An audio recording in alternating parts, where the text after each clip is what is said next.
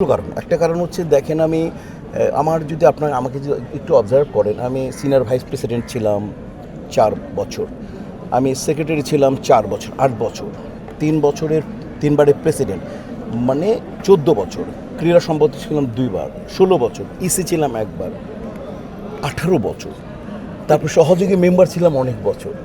তো ওই বারবার সুযোগ থাকলে যে সুযোগ নিতে হবে, আমি এটাতে বিশ্বাস করি না। আমি মনে করি যে যখন মানে পরিবারে বাবা যখন সিনিয়র হয়ে যায়, বড় ছেলেকে দায়িত্ব নিতে হয়, ছেলেদের দায়িত্ব নিতে হয়। তো আমি এটাও মনে করি যে আমার ছোটরা যারা আছে নির্বাচন করছে, এদেরকেও দায়িত্ব দেওয়া উচিত, এদের কাছ থেকেও শেখা উচিত, কারণ চিন্তা ভাবনা নতুনদের নতুন চিন্তা ভাবনা হয়। এখন যারা নতুন এসছে, আর আমি ওই নেতা যে নেতা মনে করি যে নতুনদের নেতৃত্বকে সম্মান জানানোটা আমি ব্যক্তিগতভাবে মনে করি দেখা উচিত, কারণ তাদের চিন্তাভাবনা আরও চিন্তাভাবনা উদ্ভাবনা ক্ষমতা আমাদের থেকে বেশি থাকতে পারে। আর আরেকটা জিনিস আমার কাজ করছে, বারবার আমি দাঁড়াবো, বারবার পাশ করব, এই আমার ভিতরে না কোনো অহংবোধ চলে আসে, আমি দাঁড়ালেই পাশ করি, এটা তো ঠিক না। তো এই জায়গা থেকে নতুন নেতৃত্ব দেখি। আর যদি মনে করি যে ওনারা আমি না দাঁড়াইলেও আমি শিল্পী সমিতির পাশে থাকবো, এটা ব্যাপার আপনাদের সামনে বলে দিলাম। আমার কোনো অভিজ্ঞতা যদি যারা আসবে, তারা যদি কোনো কাজে লাগায়, আমি অবশ্যই তাদের সাথে থাকবো, কারণ শিল্পী সমিতি আমি ছাড়তে পারবো না। মিশা ভাই, সভাপতি হিসাবে এই প্রশ্নটা আপনাকেই করতে হচ্ছে, তার কারণ আপনি লাস্ট কমিটির সভাপতি। লাস্ট কার্যনির্বাহী কমিটির যে মিটিংটা হয়েছে কিংবা সদস্য পদ প্রদানের ক্ষেত্রে যে যাদেরকে সদস্য পদ দেওয়া হয়েছে, এখান থেকে দেখা গেছে যে 5 জন কিংবা 6 জন কিংবা তারও বেশি সদস্যদের দেখা গেছে যে স্বজন পোষণের কথা এখানে আসছে, যে অনেকের বউ কিংবা অনেকের মানে ক্যাটাগরি ফিল আপ হয় নাই, কারো বউ কারো মেয়েকে সদস্য পদ দেওয়া হয়েছে। তো আপনার কাছ থেকে এই জিনিসটা আসলে ক্লিয়ার হতে চাই ভাই, এই জায়গাটা আসলে কি ঘটনাটা ঘটছে? সবচেয়ে গুরুত্বপূর্ণ প্রশ্ন করেছেন, থ্যাংক ইউ ভেরি মাচ। সেটা হচ্ছে যে এর আগের, আমি কারোর নাম বলবো না,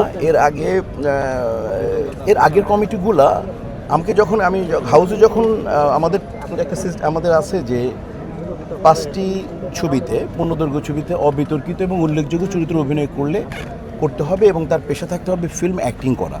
তো এখন আপনারা দেখেন, এই যে ফিল্ম অ্যাক্টিং করা পেশা এখন নেওয়া কি কঠিন আপনারা বলবেন, এটা একটা ব্যাপার। তাহলে সাংঘর্ষিক এখন ফিল্মে হচ্ছে না, হাত নামাও, শুরু থেকে হাত নামাও, নর্মাল দ্বারা হাত নামায়, নর্মাল দ্বারা। প্রথম কথা হচ্ছে যে এখন এই জায়গা থেকে আমাদেরকে এখন দেখেন, সবচেয়ে বড় যে স্টার আমাদের ফিল্মে সাকিব খানের ছবি ঈদে 2টো রিলিজ হয়, আমার ছবি আমি হয়তো ভিলেন করি, আমার একটু হয়তো 3, 4, 5টা 6টা রিলিজ হয়। তাহলে এখন একজন প্রধান আর্টিস্টের 5টা ছবি একত্রে করা অনেক জটিল। সবাই আমাকে হাউসে বললো যে আপনি বিগতরা তো একটা ছবিতেই করে মেম্বার করে গেছে, তার আগেরটা তো করে না, এরকম অনেক এক্সাম্পল দিয়েছে। সেটা আমি করতে পারবো না। আমি যাচাই বাছাই করে ইন্টারভিউ নিয়ে দেখেছি অ্যাটলিস্ট 3টা ছবিতে যারা নায়ক বা অ্যাটলিস্ট বড় ভাইটাল চরিত্র করেছে, 2টা সেন্সার হয়েছে, 2টা রিলিজ হয়েছে এবং দেখিয়ে দিয়েছে আমাকে। এইরকম ছাড়া 3টা আমি কাউকে করিনি।